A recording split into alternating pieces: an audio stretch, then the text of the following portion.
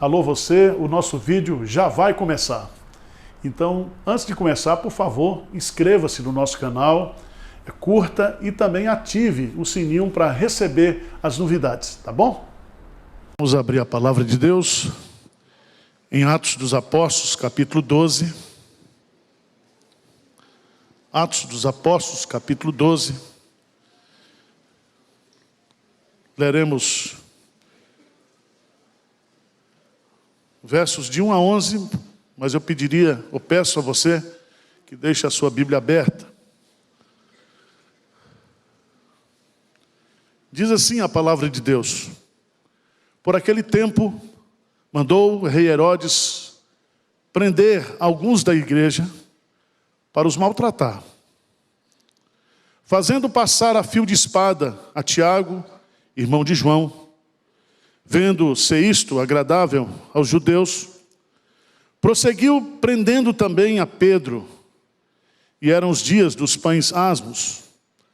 Tendo feito prender, lançou-o no cárcere, entregando-o a 4 escoltas de 4 soldados, cada uma, para o guardarem, tencionando apresentá-lo ao povo depois da Páscoa. Pedro, pois, estava guardado no cárcere, mas havia oração incessante a Deus por parte da igreja a favor dele. Quando Herodes estava para apresentá-lo naquela mesma noite, Pedro dormia entre 2 soldados, acorrentado com 2 cadeias, e sentinelas à porta guardavam o cárcere. Eis, porém, que sobreveio um anjo do Senhor, e uma luz iluminou a prisão. E tocando ele o lado de Pedro, o despertou, dizendo: levanta-te, depressa. Então as cadeias caíram-lhes das mãos. Disse-lhe o anjo: cinge-te e calça as sandálias. E ele assim o fez. Disse-lhe mais: põe a capa e segue-me. Então, saindo, o seguia, não sabendo que era real o que se fazia por meio do anjo. Parecia-lhe antes uma visão. Depois de terem passado a primeira e a segunda sentinela, chegaram ao portão de ferro que dava para a cidade, o qual se lhes abriu automaticamente. E saindo, enveredaram por uma rua, e logo adiante o anjo se apartou dele. Vamos ler o versículo 11? Então Pedro, caído em si, disse: agora sei verdadeiramente que o Senhor enviou o seu anjo e me livrou das mãos de Herodes e de toda a expectativa do povo judaico. Amém. Quando a igreja ora, Deus faz milagres no meio do seu povo. Amém? Esse é o tema da mensagem. Quando a igreja ora, Deus faz milagres. Milagres da providência, milagres da redenção, milagres da proteção, milagres do livramento, milagres da direção. Deus realiza coisas extraordinárias quando a igreja se junta para orar. O versículo-chave desse capítulo está no versículo 5. E eu queria que você o lesse comigo de novo. O que diz aí? Pedro, pois, estava guardado no cárcere, mas havia oração incessante a Deus por parte da igreja a favor dele. Eu quero tirar algumas lições desse capítulo. A primeira lição que eu quero tirar desse texto, que é clara nos versículos de 1 a 4, é que sempre o povo de Deus, ele será odiado pelo mundo e perseguido pelo mundo. Há coisas que eu e você, nós enfrentamos na vida, porque estamos ligados a Jesus Cristo, porque somos igreja de Deus. Se não fôssemos igreja de Deus, não passaríamos muitos dos sofrimentos que nós passamos. Abra sua Bíblia, por favor, lá no Evangelho de João, capítulo 15. João, capítulo 15. Jesus diz no versículo 17, isso vos mando, que vos ameis uns aos outros. Se o mundo vos odeia, sabei que primeiro do que a vós outros, me odiou a mim. Versículo 19, vamos ler juntos. Se vós fosseis do mundo, o mundo amaria o que era seu. Como todavia não sois do mundo, pelo contrário, dele vos escolhi, por isso o mundo vos odeia. Lembrai-vos da palavra que eu vos disse, não é o servo maior do que o seu? Se me perseguiram a mim, também perseguirão a vós outros. Se guardaram a minha palavra, também guardarão a vossa. Veja, meus amados irmãos, nesse texto que a igreja está crescendo, capítulo 11, a igreja de Antioquia, liderada por Barnabé. O apóstolo Paulo sai do obscurantismo e vai ser usado agora Deus para ser o maior apóstolo entre os gentios. A igreja está crescendo, prevalecendo. Mas Herodes, neto de Herodes o Grande, aqui é o Herodes Antipas, ele resolveu, diz aí no versículo 1, prender alguns da igreja para os maltratar. Preste atenção, porque o diabo sabe que ele não pode destruir a igreja, mas ele pode o quê? Maltratar a igreja. Maltratar. E é interessante, porque Herodes aqui é uma figura do faraó, é uma figura dos imperadores romanos, é uma figura de Satanás. E é tão interessante, nesse texto, que o diabo usa a estratégia bem do Império Romano. Que ele, quando resolve maltratar, ele pega a liderança. Ele pega o líder do louvor, ele pega o líder do ministério de casais, ele pega a liderança da igreja, ele pega o pastor, os presbíteros, as suas famílias. E talvez você esteja aqui hoje, você como membro dessa igreja, e eu tenho acompanhado, não tudo, mas um pouco dos sofrimentos que muitas famílias têm sofrido na área de casamento, na área de relacionamento, na área de sustento, de providência. E você pode ter certeza, Herodes mata Tiago, e ele resolve também matar a Pedro. Mas antes de matá-lo, ele prende Pedro. E como era feriado, ele então desce para Cesareia Marítima, para sua casa de praia, para descansar, porque ele quer deixar o ponto ápice da festa dos judeus, matar a Pedro, o líder do colégio apostólico. Mas há uma coisa muito interessante aqui, meus irmãos. Veja o versículo 3, o que é que diz aí? Vendo, vamos ler juntos? Vendo ser isto, prosseguiu, prendendo também a Pedro, e eram os dias dos pães ázimos. Então veja bem, o diabo ataca a igreja, maltratando. O diabo foca nos líderes, naquelas pessoas chaves. O diabo sabe que maltratar a igreja, isso aos olhos do mundo é uma coisa o quê? Prazerosa. A mídia adora publicar notícias que venham denegrir a igreja, o testemunho da igreja. E é tão interessante, meus amados irmãos, que muitas vezes nós como igreja achamos que um dia o mundo vai nos amar. Vai bater palmas para o sucesso da igreja, para o avanço da igreja. Não, isso não acontece. Veja no texto. Primeira lição. A igreja, ela é alvo de perseguição. Você como crente, pelo fato de ser crente, Paulo diz, aqueles que querem viver piedosamente em Cristo Jesus sofrerão perseguições. Segunda lição que o texto nos ensina é que a forma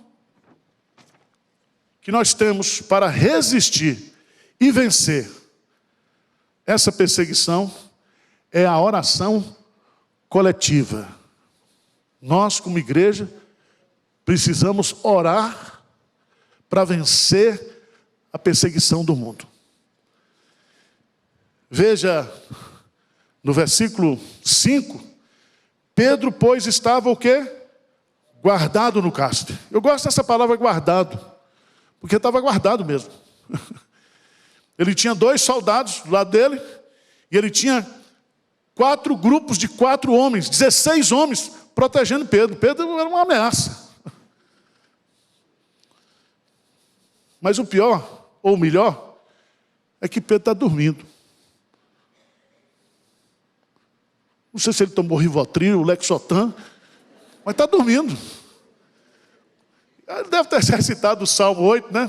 Deita e logo, com 2 soldados do lado, roncando, misericórdia. Mas veja, irmãos, como é lindo esse versículo. Pedro estava guardado, mas o quê? Havia o quê? Oração. Que tipo de oração? Incessante. A quem estava orando? A Deus. Quem estava orando? A igreja toda. Com um foco a favor dele. Eu fico pensando, se a gente pegar a relação dos irmãos que estão sofrendo, passando por perseguições, por lutas nesse momento, e se nós como igreja criarmos esse hábito de orarmos incessantemente, para que Deus nos proteja, nos livre e nos liberte. Charles Spurgeon, ele diz que há um poder que emana dos céus quando a igreja se une em oração pelas suas causas, principalmente as suas causas impossíveis. E é tão interessante, irmãos,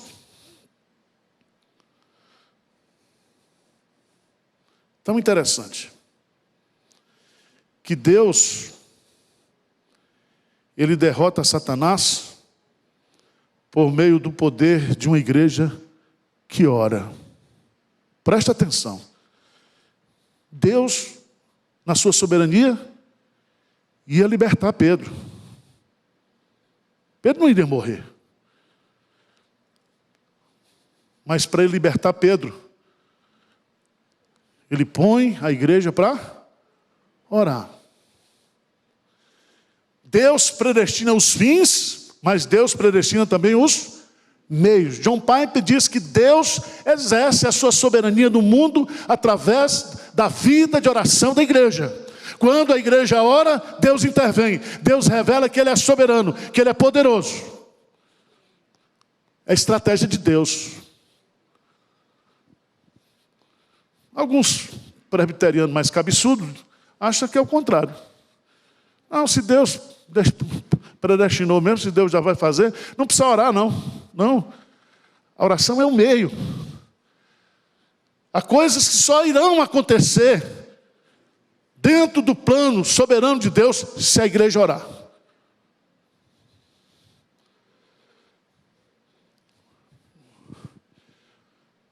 Irmãos, nós amarramos, entenda o que eu estou dizendo, nós amarramos as mãos de Deus pela nossa incredulidade. Às vezes eu ouço pessoas dizendo, reclamando, porque as pessoas não estão sendo salvas, porque a igreja não está crescendo, porque as contas não estão sendo pagas, porque que o reino de Deus não avança? E a resposta é, por falta de oração. Mas o texto, é rico nos seus detalhes.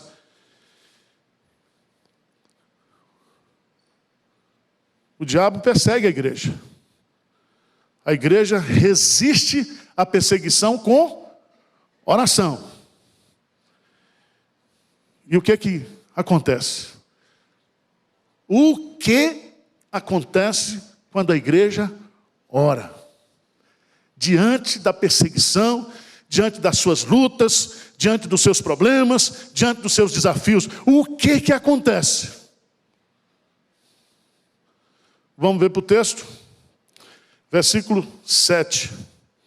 Eis, porém, que sobreveio um anjo do Senhor. Preste atenção. No Salmo 91, nos ensina que Deus dará ordem aos seus anjos a nosso respeito. Foi Deus que mandou o anjo, mas Deus mandou o anjo em resposta à oração do seu povo. E esse anjo do Senhor representa que Deus manda a sua presença. Ele vai ao encontro, ele vem ao encontro da igreja, ele vem ao seu encontro, na sua maior necessidade, ele está do teu lado para te confortar, para te consolar.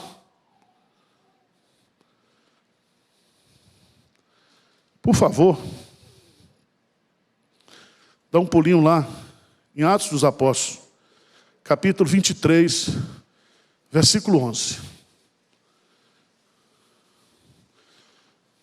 Atos 23, 11. O que diz aí? Vamos ler juntos?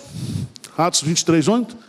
Na noite seguinte, o Senhor, pondo-se ao lado dele, disse: coragem, pois do modo porque deste testemunho a meu respeito em Jerusalém, assim importa que também. Olha que detalhe lindo, o Senhor pondo-se ao lado dele.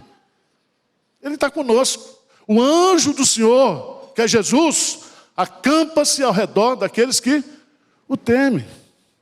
Ele está conosco dentro de nós, através do seu Espírito. Ele está ao nosso lado, Ele está acima de nós, Ele está à nossa frente, Ele está ao nosso lado, Ele está por trás de nós, Ele está conosco. Ele está conosco. E quando a igreja ora, irmãos, nós sentimos, experimentamos a presença do Senhor conosco. Segundo lugar, quando a igreja ora, porque a igreja orou, diz que uma luz iluminou a prisão. Que figura linda, porque a prisão é lugar de trevas, prisão é lugar de aperto. Como nós cantamos aqui hoje, o salmista diz: tira a minha alma da prisão. A prisão emocional, a prisão muitas vezes espiritual, a prisão emocional. Quantos de nós vivemos muitas vezes na prisão? E a Bíblia diz aqui que vem a luz, ilumina aquela prisão. Será que foi a empresa elétrica que mandou iluminar lá? Que luz é essa? Lembra lá do Salmo, quando o salmista diz que Deus derrama luz nas nossas trevas. O Senhor é a nossa luz, é a nossa salvação. A quem temerei? Ele derrama luz, Ele traz luz. Amém? Quando a igreja ora, você pode estar no meio de um problema, de uma situação. Deus derrama luz. Sabe por quê? Porque o caminho do justo é como a luz da aurora, que vai brilhando dia a dia, até ser dia perfeito. O choro pode durar uma noite, mas a alegria vem pela luz da manhã. Quando a igreja ora, Deus derrama luz nas nossas trevas. Quando a igreja ora, Deus toca. Deus nos desperta. Você já pensou nisso? Pedro está dormindo e o anjo vai lá, derrama luz. E o Pedro, com o Rivotril espiritual, não acordou. Ele precisou ser tocado. Olha que coisa interessante, meus amados irmãos, que muitas vezes, quando estamos passando por lutas, por provações, Deus está tocando em nós. Deus está nos despertando para realidades espirituais. Deus está nos dando um choque de realidade espiritual. Deus está mostrando o quanto eu e você, nós dependemos dEle. Nós precisamos dEle. Ele nos toca.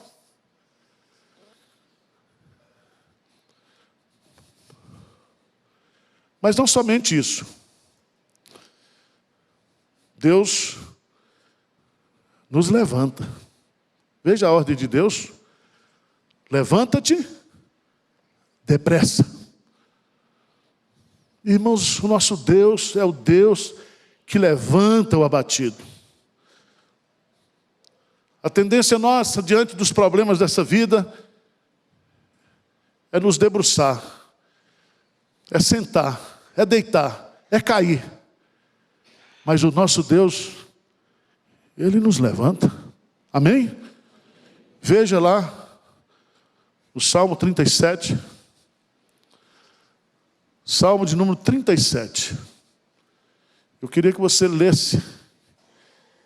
E como diz o pentecostal, se aproprie, toma posse desse versículo.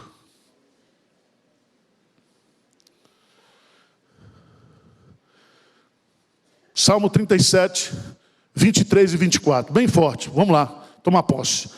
O Senhor firma os passos do homem bom, e no seu caminho se compraz.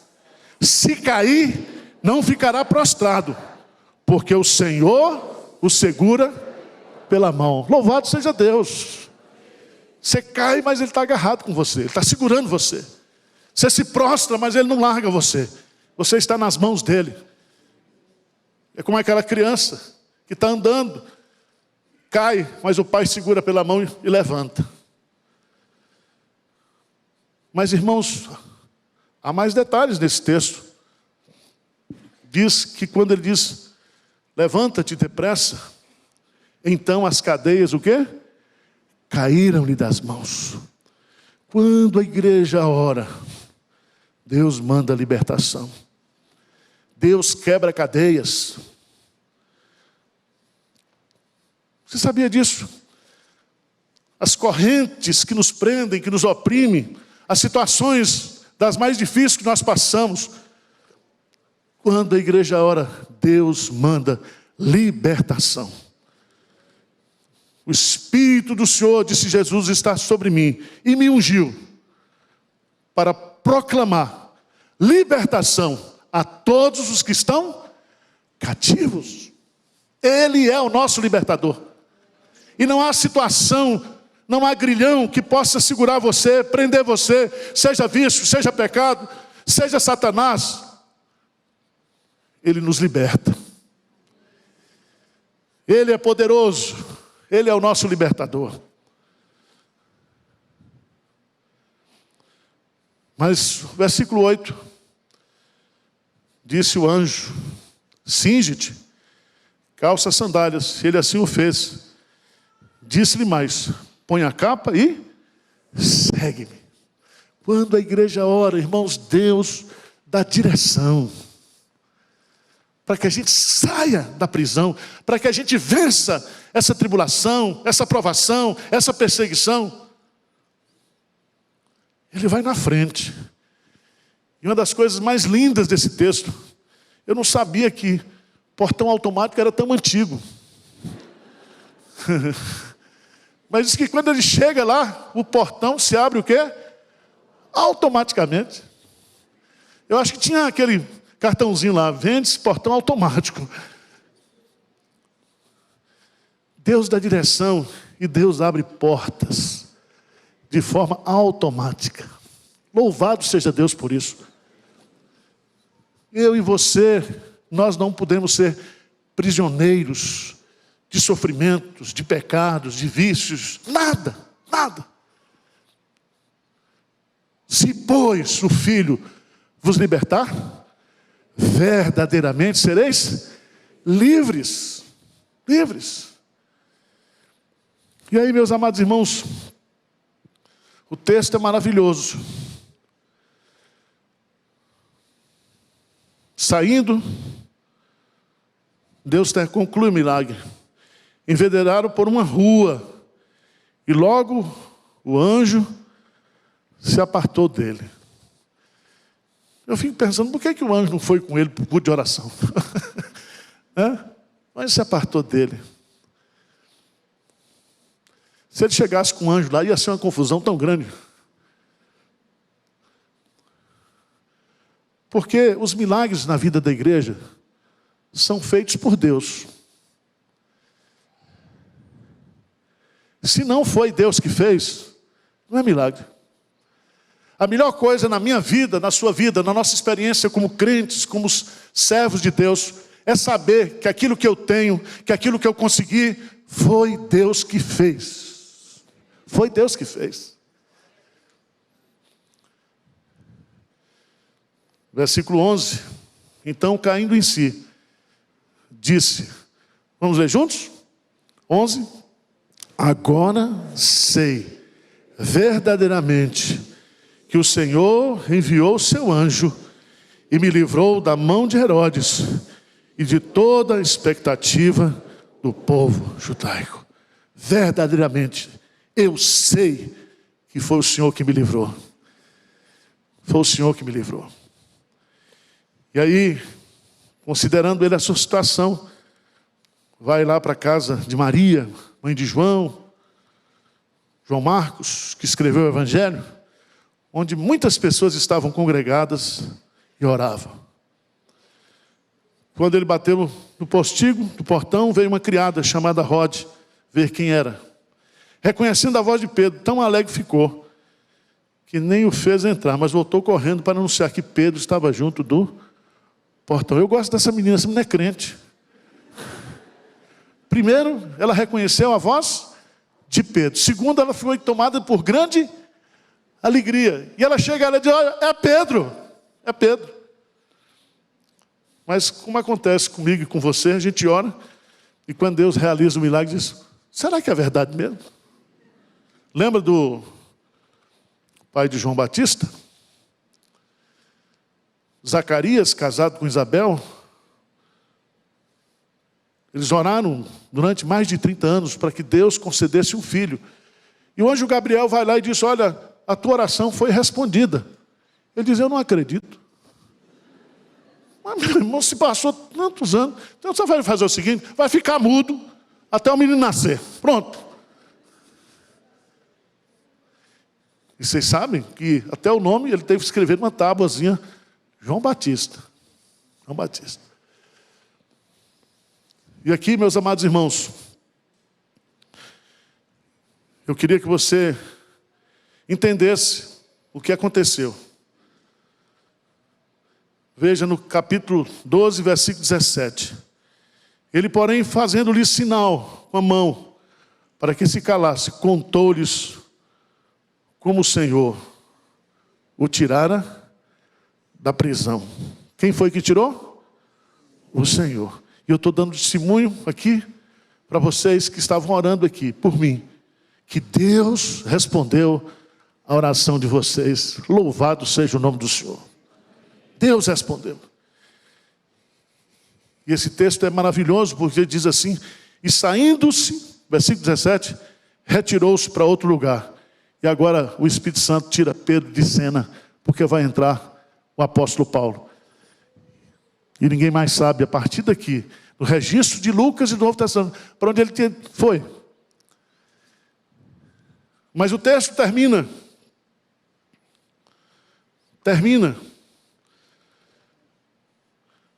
No versículo 21. Em dia designado, Herodes, vestido do traje real, assentado no trono, dirigiu-lhes a palavra. E o povo clamava, é voz de um Deus e não de homem. Versículo 23. Vamos ler juntos? No mesmo instante, um anjo do Senhor o feriu, por ele não haver dado glória a Deus e comido de vermes. Entretanto, a palavra do Senhor crescia e se multiplicava. Louvado seja Deus.